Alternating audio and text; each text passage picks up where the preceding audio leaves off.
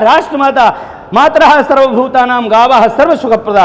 आज संपूर्ण धरती को गाय की आवश्यकता है, संपूर्ण धरती पर पर्यावरणीय संतुलन की आवश्यकता है। आज जलाधिकार छीन लिया इनकी व्यवस्था ने, इनके माफियाओं ने जलाधिकार छीन लिया। 20 रुपए लीटर पानी पीने को मजबूर हो गया आदमी। जिस देश में दूध नहीं बिकता था उस देश में आज पानी पीने को आदमी मजबूर हो गया। इनकी व्यवस्था फेल है, ये अयोग्य लोग हैं, ये गंदे व्यापारी लोग हैं, बहुत घृणित मानसिकता के व्यापारी हैं, हटाओ इनको है। और तुम लोग, अभी अमित शाह ने कहा था बिहार की एक सभा में कि तीसरी बार नरेंद्र मोदी को प्रधानमंत्री बना दो, यदि हम गौहत्या को ना रोक दे, तस्करी को ना रोक दे तो कहना हम उल्टा सीधा कर लटका देंगे उनको। लेकिन लगातार देश में गौहत्या जारी है। तो इन लोगों के जो चरित्र हैं इनकी, भाई 3 समारत देश को सती संत और सूर और 3 बिगारत देश को कपटी कायरकुर। तो इनके कपट का, कायरता का, क्रूरता का चरित्र सामने आ चुका है, इसलिए इनको शर्म आनी चाहिए। आज गोपाष्टमी पर हम कहना चाहते हैं कि शर्म करो। हम तो हैं बाबा जी, कफन पहना हुआ है, लंगोटी लगाई हुई है, न मरने का डर है, न जीने की तमन्ना है, कान खोल के सुन लो। लेकिन तुम लोग जो कुकर्म कर रहे हो उसकी सजा 3 स्तर पर मिलती है। एक तो राज सत्ता के द्वारा विधान किया जाता है दंड का, दूसरा गुरु सत्ता के द्वारा प्रायश्चित का विधान किया जाता है, तीसरा यमराज के यहां भी जाना पड़ेगा सबको, मोदी को, अमित शाह को, योगी को, सबको जाना पड़ेगा। जो निरीह प्राणियों का तुम पक्ष नहीं ले रहे हो और बने फिरते हो साधु संतों, बने फिरते हो तुम बड़े कुशल नेता, इसलिए हम तुमको कहते हैं कि अगर तुम्हारे पास योग्यता नहीं तो आओ संतों के पास, प्रशिक्षण लो नेतृत्व कौशल का, फिर देश की कमान संभालो। हमें तुमसे विरोध नहीं है, लेकिन तुम्हारी जड़ता से, तुम्हारी मूर्खता से, तुम्हारी अयोग्यता से, तुम्हारे अधकुचरेपन से बेहद परेशानी है। इसलिए दोस्तों नमस्कार, और आप देख रहे हैं कांडी बनारसी। कांडी बनारसी में आपका स्वागत है। शंकराचार्य अभिमुक्तेश्वरानंद ने गौ माता, राष्ट्र माता को लेकर ध्वज फहराने की बातें कही है और सीधे तौर पे हमारे साथ हैं और इनसे हम बात करेंगे क्योंकि इनको उत्तर प्रदेश का प्रभारी भी बनाया गया है। सर्वप्रथम अपना परिचय बता दीजिए। पूज्य संतों ने गौ परिव्राजक, चूँकि पृष्ठभूमि गौ सेवा और गौ रक्षा से जुड़ती है, बुंदेलखंड के महोबा से आता हूँ और वहाँ तस्करों से गौवंश जो छुड़ाया गया तो उसको लेके वृंदावन के पूज्य संत मलुक पीठाधीश्वर श्री राजेंद्र दास जी महाराज, पथमेड़ा के गौ सेवी गौ ऋषि संत श्री दत्त शरणानंद जी महाराज और वृंदावन के संत श्री रमेश बाबा जी महाराज, वृंदावन के संत श्री रामदास जी महाराज, इन सब पूज्य संतों ने कसाईयों से प्रत्यक्ष लड़ करके गौवंश को उनके गलत हाथों से छुड़ाने के कारण मुझे गौरक्षा मूर्ति और पूज्य ज्योतिष पीठ के शंकराचार्य और पुरी पीठ के शंकराचार्यों ने जो प्रयाग में सभाएं करी तो वहाँ हमको गौ परिव्राजक का एक संज्ञा प्रदान की है। इसके नाते मेरा नाम गौ परिव्राजक दयाशंकर दास है और मैं पूरे देश में अपने सनातन धर्म के 7 स्तंभ हैं, गोभिर विप्रैश्च वेदैश्च सतीभिः सत्यवादिभिः अलब्धि दानशीलैश्च सप्तभिर धारते मही। एक स्वस्थ और सभ्य समाज की ये 7 स्तंभ हैं जिन्हें सनातन समाज के स्तंभ कहा जाता है। वेद लक्षण यज्ञेश्वरी गौ माता जो इस संपूर्ण प्रकृति का एकमात्र प्रतिनिधि ऐसी है जो जिसका मलमूत्र भी औषधीय है।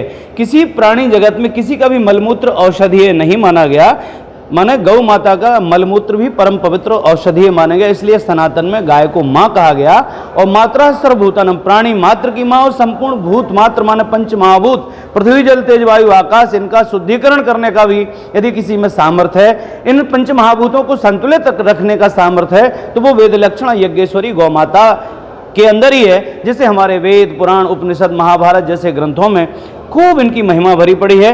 अभी कुछ दशक पहले आदरणीय श्री गंगा कृपाकांक्षी गोपाल मणि जी ने गौ माता का विषय लेकर के गौ कथा शुरू करी और पूरे देश में आंदोलन शुरू किए और पूज्य संतों ने गौरक्षा के लिए तो पहले से भी करपात्री आंदोलन सबको विदित है। 1966 में पूज्य संत करपात्री जी महाराज के साथ हजारों गौ भक्तों ने गौ भक्त संतों ने दिल्ली में जाकर के संसद को घेरने का काम किया था। सरकार से ये मांग करी थी कि इस आज़ाद भारत में गाय नहीं कटनी चाहिए। और गाय क्या, पूज्य संत तो कहते हैं, हमारा सनातन तो कहता है कि किसी भी निरीह प्राणी की हत्या नहीं होनी चाहिए।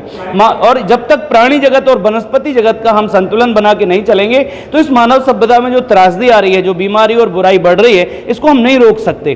तो आज समाज पीड़ित है, हर घर का मेडिकल खर्चा बढ़ रहा है, अन्न जल वायु सब प्रदूषित हो गया, विचार प्रदूषित हो गया, क्राइम बढ़ रहा है। इस कारण हमारे ज्योतिष पीठ के शंकराचार्य जी ने, जिन्हें स्वामी श्री अभिमुक्तेश्वरानंद जी के नाम से जाना जाता है, इन्होंने करपात्री जी के आंदोलन के बाद यदि पूरी मुखरता और शिद्दत के साथ आज शंखनाद किया है पूज्य संतों के सहयोग से, तो वो हमारे इस ज्योतिष पीठ के शंकराचार्य भगवान ने किया है। और उसी विषय को लेकर हम लोग 36 राज्यों में गए, यात्राएं हुई, कहीं विरोध हुआ, कहीं समर्थन हुआ। चूंकि इस देश में अभी जो तथाकथित जो डेमोक्रेसी है, डेमोक्रेसी माने अब ये आप समझ लो कि अपराधी के भी वोट का, माने जो शराब पी रहा है, निरीह प्राणियों को मार के खा रहा है, वो सनातनी हो ही नहीं सकता। क्या हमारे सनातन का सिद्धांत है, जीवे दया नामे रहती। हम नाम भगवान में विश्वास रखते हैं, जीव मात्र की दया पे हमारा भरोसा है, क्योंकि प्राणी मात्र के अस्तित्व में रहने से हमारा मानव सभ्यता का अस्तित्व कायम रहेगा, ये हम सब लोगों का विश्वास है। इसी विषय को लेकर हम लोग चाहते हैं कि संपूर्ण धरती पर जो त्रासदी है, जिस प्रकार का जलवायु परिवर्तन है, ग्लोबल वार्मिंग बढ़ रही है, जिस तरह से आज आप देखो गर्मियों में किस तरह से ऊष्मा बढ़ती है, आपको पता है टेम्परेचर कहाँ पहुंच रहा है। एक बात बताइए कि जिस तरीके से कहा जाता है कि भारतीय जनता पार्टी हिंदुओं के लिए काम करती है, हाँ। तो आप इस पार्टी के ऊपर भरोसा नहीं है कि ये राष्ट्र माता गौ माता पे भी काम करे? हाँ, आपने बिल्कुल सही विषय उठाया, क्योंकि ये हिंदुत्व को लेकर के ही ये पार्टी खड़ी हुई थी। रामराज परिषद का गठन हुआ था और फिर बहुत सारी बातें आपके संज्ञान में हैं, लोगों ने राम मंदिर का मुद्दा उठाया और ये हिंदुत्व के पैरोकार बन गए। लेकिन अब इन सबको ये भी पता है कि इनका स्वदेशी जागरण मंच और इनका गौरक्षा इकाई और संघ की गौरक्षा इकाई, ये सब हम भी संघ के स्वयंसेवक हैं। लेकिन जब इनके आचरण में, जब ये सत्ता में आए, सत्ता में आने से पहले जब ये गुजरात के सीएम होते थे आदरणीय नरेंद्र मोदी जी, तो ये कहा करते थे कि ये कांग्रेस जड़ों से कटी हुई है और ये पिंक रेवोल्यूशन कर रही है और माने बीफ एक्सपोर्ट कर रही है, कॉटन पर सब्सिडी माने वो दे रही है, टैक्स लगा रही है और मांस पर सब्सिडी दे रही है। ये इनके वीडियो हैं, इनके ही वीडियो हैं कि इनके कुछ जैन मित्र हैं जिनकी ये मांस व्यापार के उद्योग चल रहे हैं। इन जैन मित्र हैं जिनको मोदी कह रहे जैन। अब वो जैन कैसे होते हैं? जो व्यक्ति पानी छान के पीता हो, हवा भी छान के पीता हो, है ना, वो जैन कैसे हो सकता है? लेकिन मोदी कह रहे हैं कि वो हमारे जैन मित्र हैं जिनकी ये व्यापार है। तो इसका मतलब है कि व्यापार जगत में अन्याय हो रहा है, व्यापार जगत में अन्याय हो रहा है। क्यों? क्योंकि व्यापारी को नहीं मतलब है कि सदाचार की प्रतिष्ठा हो, व्यापारी को नहीं मतलब कि समाज में स्वास्थ्य की प्रतिष्ठा हो, व्यापारी को नहीं मतलब कि संतुलन की प्रतिष्ठा हो। इसलिए ये जो व्यापार मानसिकता के लोग नेतृत्व कर रहे हैं अयोग्य हैं, ये इनकी योग्यता नहीं है, नेतृत्व कौशल नहीं है इनके अंदर। इसलिए हम लोग चाहते हैं कि यदि तुम्हारे अंदर नेतृत्व कौशल होता तो जब तुम सीएम बने थे तब तो तुम गाय की बात कर रहे थे, जब तुम पीएम बने प्रचंड बहुमत से साधु संतों ने और 100 करोड़ सनातनियों ने आपको स्थापित किया, तब फिर तुम अपने उस हिंदुत्व को, उस सनातन को, उस गाय को कैसे भूल गए? तुमने गाय के मांस को बेचने वालों से चंदा लिया, तुमने बड़े बड़े हाईटेक कतल खाने बनाए। ये कौन सा चरित्र भाई तुम्हारा? एक तरफ तुम कहते 150 करोड़ हमारा परिवार है, दूसरी तरफ तुम गली गली में शराब बेच रहे हो।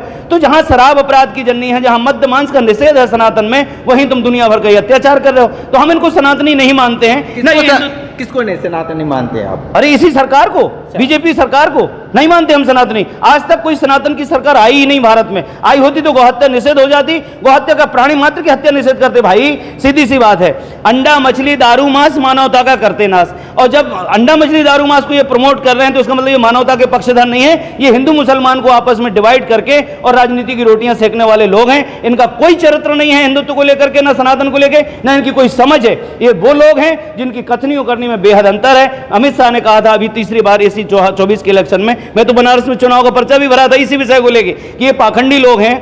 मैंने खुल के कहा था कि मोदी जैसा व्यक्ति जो इतनी समझ रखता हो, इतना वयोवृद्ध है, 74 साल का व्यक्ति जिसके संघ की पृष्ठभूमि आती हो, यह व्यक्ति जब स्वयं गुजरात का सीएम तब ऐसा कहता हो, पीएम बन गया तो एकदम पत्ते पे कुलाट खा गया। तो इन लोगों के चरित्र पे हमारा भरोसा नहीं है। हम चैलेंज के साथ शंखनाद करके हम इन सब से बता देना चाहते हैं कि भाई तुम लोगों की कथनी करने में बेहद अंतर है। और तुम लोग, अभी अमित शाह ने कहा था बिहार की एक सभा में कि तीसरी बार नरेंद्र मोदी को प्रधानमंत्री बना दो, यदि हम गौहत्या को ना रोक दे, तस्करी को ना रोक दे तो कहना हम उल्टा सीधा कर लटका देंगे उनको। लेकिन लगातार देश में गौहत्या जारी है। तो इन लोगों के जो चरित्र हैं इनकी, भाई 3 समारत देश को सती संत और सूर और 3 बिगारत देश को कपटी कायर को। तो इनके कपट का, कायरता का, क्रूरता का चरित्र सामने आ चुका है, इसलिए इनको शर्म आनी चाहिए। आज गोपाष्टमी पर हम कहना चाहते हैं कि शर्म करो। हम तो हैं बाबा जी, कफन पहना हुआ है, लंगोटी लगाई हुई है, ना मरने का डर है ना जीने की तमन्ना है, कान खोल के सुन लो। लेकिन तुम लोग जो कुकर्म कर रहे हो उसकी सजा 3 स्तर पर मिलती है। एक तो राज सत्ता के द्वारा विधान किया जाता है दंड का, दूसरा गुरु सत्ता के द्वारा प्रायश्चित का विधान किया जाता है, तीसरा यमराज के यहां भी जाना पड़ेगा सबको, मोदी को, अमित शाह को, योगी को, सबको जाना पड़ेगा। जो निरीह प्राणियों का तुम पक्ष नहीं ले रहे हो और बने फिरते हो साधु संतों बने फिरते हो तुम बड़े कुशल नेता, इसलिए हम तुमको कहते हैं कि अगर तुम्हारे पास योग्यता नहीं तो आओ संतों के पास, प्रशिक्षण लो नेतृत्व कौशल का, फिर देश की कमान संभालो। हमें तुमसे विरोध नहीं है, लेकिन तुम्हारी जड़ता से, तुम्हारी मूर्खता से, तुम्हारी अयोग्यता से, तुम्हारे अधकुचलेपन से बेहद परेशानी है। इसलिए हम तुमको बताना चाहते हैं कि भैया अगर योग्यता नहीं तो योग्यता विकसित करो, जो योग्य लोग हैं उनको प्रतिष्ठित करो। क्यों आगे आगे चढ़ाई जैसी नाउन बने घूम रहे हो यार? बोलिए। बिल्कुल, शंखनाद कर दीजिए। हाँ, शंखनाद कर देंगे।